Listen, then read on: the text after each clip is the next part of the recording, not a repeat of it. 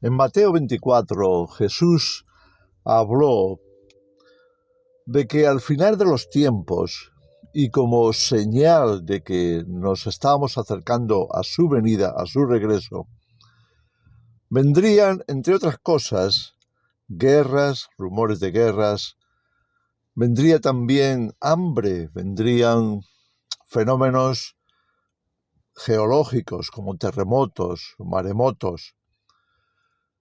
Y luego también nos habla de pestes o epidemias. El tema de las epidemias es bastante recurrente en la Escritura porque el tiempo del fin no será o no es solamente el único tiempo en el que hayan ocurrido estas cosas, principalmente las epidemias. ¿Sabes? Hay epidemias claramente, y yo creo que eso es fácil de entender. Hay epidemias que claramente yo diría que provienen de Dios. Es decir, o Dios las envía o Dios las permite. Por ejemplo, tenemos en el libro del Génesis, cuando Dios le ha dicho a Abraham que salga de su tierra y salga de entre su gente para ir a una nueva tierra que Dios le tiene preparada. Estamos hablando de Canaán, o lo que hoy es la tierra de Israel. Bien, así lo va a hacer Abraham.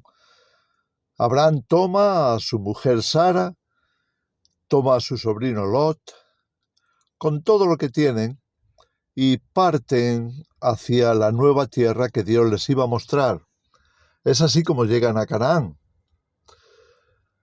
Bien, lo que va a ocurrir es que de una forma profética, y digo profética porque lo que va a ocurrirle a Abraham en este momento tendría también su reflejo o su cumplimiento posterior en una hambruna que ocurriría después a sus sucesores, es decir, a los patriarcas y principalmente al pueblo de Israel, es decir, a Jacob y a todos sus hijos con sus familias, que se repetiría. Es decir, lo que va a pasar es que Abraham, después de estar en Canaán, va a pasar o padecer una tremenda sequía con hambre incluida. La sequía y el hambre siempre han ido juntos, porque no nos olvidemos que vivimos de la tierra, de manera que si deja de llover, si deja de haber agua disponible, las tierras se deterioran, se secan, de alguna forma podríamos decir que entran en un periodo de desertización, de sequía extrema, y entonces ya no hay forma de extraer el alimento de la tierra y mucho menos de poder sostener o mantener a los animales. Entonces, esto pasó en los días de Abraham, estando ya en Canaán. Es decir, viene una sequía y ¿qué va a hacer? Bueno, entonces decide viajar a Egipto. Egipto siempre fue ese lugar donde nunca habría sequía, por lo menos en las áreas o en las regiones lindantes al Nilo, porque digamos que el agua del Nilo estaba asegurada. Así que van a ir a Egipto, y antes de ir, Abraham le recuerda a Sara o Sarai, porque aún no se llamaba Sara en ese momento, un pacto que había hecho con ella. Él se había casado con Sara, que era hija de su padre, aunque no de su madre. Y entonces le había dicho: mira, eres una mujer muy hermosa, mucha gente va a estar detrás de ti y preferiría que cuando estemos en tierra extraña tú digas que somos hermanos. era la verdad, eran hermanastros, para que no amenacen mi vida para quedarse contigo. Entonces, así lo hacen, entran en ese pacto. Y cuando llegan a Egipto, Abraham se lo recuerda. Sara, acuérdate de decir que eres mi hermana. Cuando entran a esta tierra, enseguida la belleza de Sara se hace, de alguna manera, conocida, famosa, y llega a los oídos del faraón, que ha llegado una extranjera, pues muy hermosa, y que bueno, que viene como formando parte de una caravana de extranjeros. El faraón manda que la traigan para conocerla, y una vez que la conoce y descubre esa belleza tan destacada, pues la deja allí en su palacio. Bueno, se estaba cumpliendo el temor que Abraham tenía. Ahora bien, ¿qué nos dice la Escritura en Génesis capítulo 12? Nos dice que a causa de que el faraón había literalmente secuestrado a Sarai para que estuviera formando parte seguramente de su harén, pues Dios va a enviar, leemos ahí en Génesis 12, muchas plagas.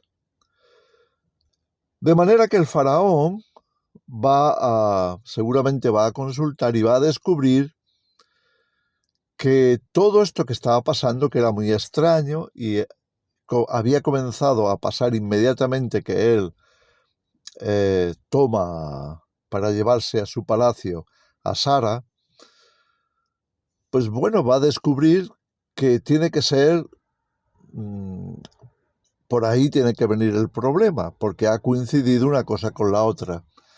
Entonces va a indagar y finalmente también descubrir que aquella mujer no es una mujer libre, no es una mujer soltera, es una mujer casada que tiene marido y claro, esto por supuesto le va a convencer esas plagas de que lo que está haciendo se está poniendo al Dios de Abraham en contra suya. Así que va a llamar a Abraham y le va a devolver a su mujer. Además, le va a dar ciertas riquezas como compensación para que se vayan de Egipto y quede la tierra libre de ese azote, de esas plagas. Bueno, esto se va a repetir de una forma no exacta, pero también con plagas de por medio, o por lo menos con una plaga, en el capítulo 20, porque también en otra especie de necesidad profunda, pues Abraham y su mujer van a ir a la tierra de Abimelech. Cuando llegan a esta tierra ocurre algo muy similar, es decir, la proverbial o famosa belleza de Sara llega a oídos de Abimelech y de nuevo va a apoderarse de ella porque ella ha dicho que Abraham es su hermano. Así que Abimelech piensa que la mujer está libre y la va a llevar también a su palacio. Ahora, ¿qué va a ocurrir? Que Dios va a intervenir en sueños a Abimelech y le va a mostrar que durante esa temporada que la mujer ha estado allí en su palacio, aunque nos dice la Escritura que él nunca se acercó, o sea, la tomó como mujer o como amante, lo que sí él nota que ha ocurrido es que está pasando algo muy extraño en el país. Y es que han dejado de nacer niños, han dejado de haber embarazadas. Eso en la antigüedad era muy obvio porque no había ningún tipo de, al contrario, no había ningún tipo de restricción a la natalidad, ya que tener hijos era pura supervivencia, era necesario y todo el mundo tenía todos los hijos que podía. Era la única forma de engrandecer a una familia, engrandecer a un país, a una nación, y por tanto eran muy apreciados los hijos. Pero curioso que Dios va a enviar una plaga de manera que ninguna mujer quede embarazada. Cuando Dios se aparece a Abimelech en sueños, esto es lo que le va a decir: has tomado a la esposa de Abraham. Y Abimelech inmediatamente va a responder a Dios que no le puede culpar porque Abraham había dicho que era su, o mejor dicho, Sara había dicho que era su hermano Abraham. Y seguramente Abraham también había dicho que era su hermana. ¿Qué va a pasar entonces?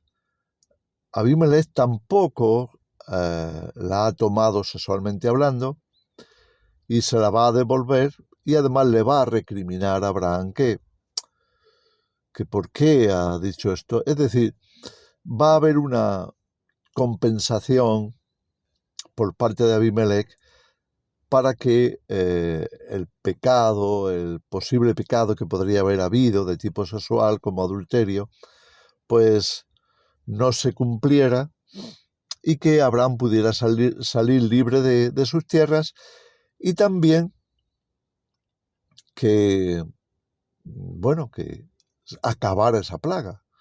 La plaga, podríamos decir, de la esterilización de la población.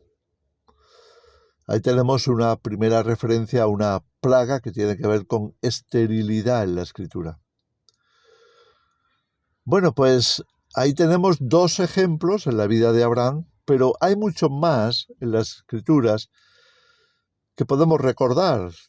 Recordamos el caso de David, al final de Primera de Samuel, cuando hay una tremenda epidemia que azota a la población, azota a Jerusalén, y mueren por miles, porque David se ha apartado de la voluntad de Dios para hacer un recuento del pueblo, de manera que quiere saber con cuántas fuerzas cuenta, lo cual era para Dios un insulto, ya que para Dios no importa si tenían muchos o pocos, ya que las victorias venían de parte de Dios.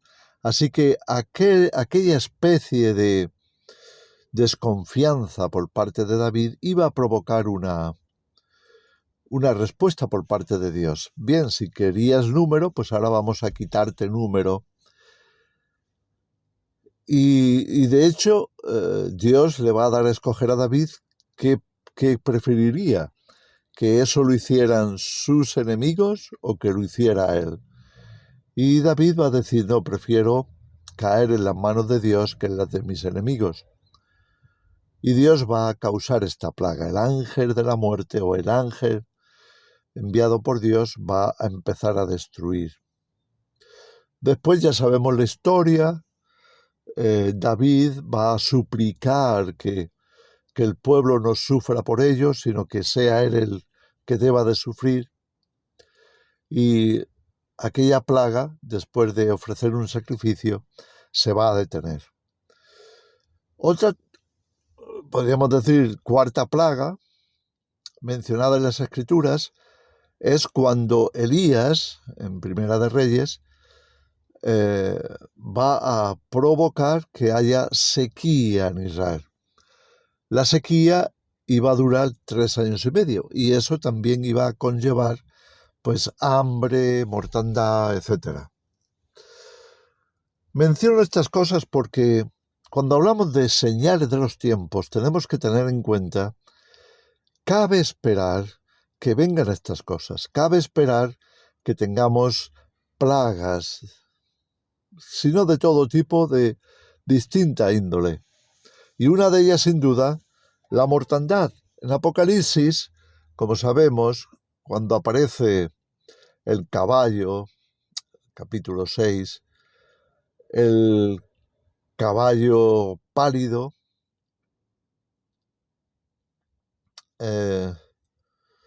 creo que es el capítulo 5, pero bueno, capítulo 5, 6, el caballo pálido, amarillento o medio verdoso, que representa la muerte, mata precisamente con plagas, con otras muchas cosas también, pero también con plagas. Entonces vemos que hacia el tiempo del fin las plagas estarían presentes. De alguna forma las plagas son una constante en la historia de la humanidad, es decir, si miramos hacia atrás las encontramos también. ¿Qué particularidad tienen las plagas? ¿Tienen estas plagas o epidemias en el tiempo del fin? Bueno, tienen una gran repercusión por la magnitud de la población mundial, por la globalización, es decir, porque todo el mundo hoy día se puede ver conectado y envuelto en los mismos acontecimientos, entre ellos las plagas, y por tanto lo que vemos que supone pues una particularidad del tiempo del fin sería la magnitud, sería la intensidad quizá y la extensión de la plaga. Las plagas en concreto del caballo amarillo no necesariamente tienen que venir de parte de Dios, podrían venir perfectamente de parte del hombre, es decir, Dios las va a permitir, pero no son enviadas directamente por él. Pudiera ser perfectamente que el ser humano provocara las plagas. Lo hemos visto en acciones terroristas, es decir, una propagación del anthrax, por ejemplo, del que se hablaba ya por el 2001, pues pudiera suponer una plaga, una epidemia, aunque hoy día hay cosas que están funcionando como verdaderas epidemias. Por ejemplo, el cáncer se considera prácticamente epidémico. Y hay otras cosas como las enfermedades de tipo coronario, del corazón, también. Y estamos viendo muchas muertes últimamente que parecen plagas. Son enviadas por Dios, desde luego Dios las está permitiendo por alguna razón. Pero muchas de ellas parecen provocadas por el ser humano. De alguna forma se está poniendo en marcha una operación, ya sea de tipo terrorista o de cualquier otra fuente, para que veamos que en esta situación del tiempo del fin, en este mundo globalizado en el que estamos, cuando tenemos los mayores medios, cuando podríamos atajar y evitar tantísimas enfermedades porque la ciencia ha avanzado muchísimo, y sin embargo no es así. Es decir, siguen estas epidemias, siguen estos problemas, ahora se les llama pandemias, en el sentido de que se extienden por los países y abarcan a mucha más gente. Ahí están, y están haciendo mucho daño y causando miles y millones de muertes, seguramente más que en ningún otro momento de la historia. Así que tenemos por una parte, las epidemias directas provocadas o enviadas por Dios, y las epidemias provocadas por el ser humano, provocadas por terroristas, no sabemos, de una forma u otra, por el ser humano. Tenemos también en Apocalipsis en Apocalipsis 11 a 2 testigos enviados por Dios. Y estos 2 testigos, igual que vemos en el caso de Moisés, no hemos mencionado las plagas de Egipto, pero sin duda son una de las más famosas de toda la Escritura. A través de Moisés, Dios iba a desatar esas 10 plagas que iban a azotar a Egipto y que finalmente harían que el faraón soltara también al pueblo, a quien tenía secuestrado, al pueblo hebreo, para que fueran a buscar a Dios, para que fueran al desierto y así pudieran quedar libres y avanzar hacia la tierra prometida.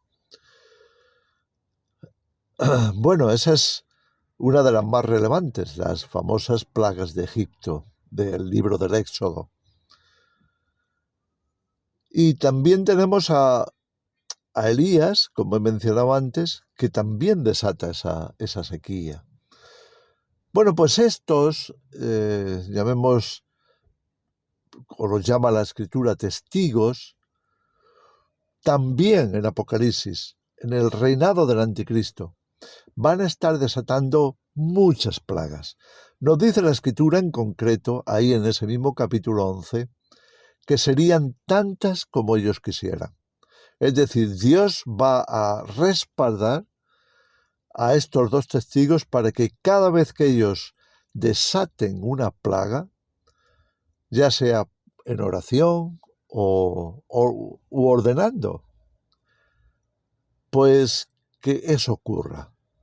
Así que el tiempo del fin, cuando la iglesia va a estar literalmente secuestrada o huida al desierto, Dios va a enviar, como envió a Moisés, como envió a Elías, a personas, siervos suyos, que también desaten plagas.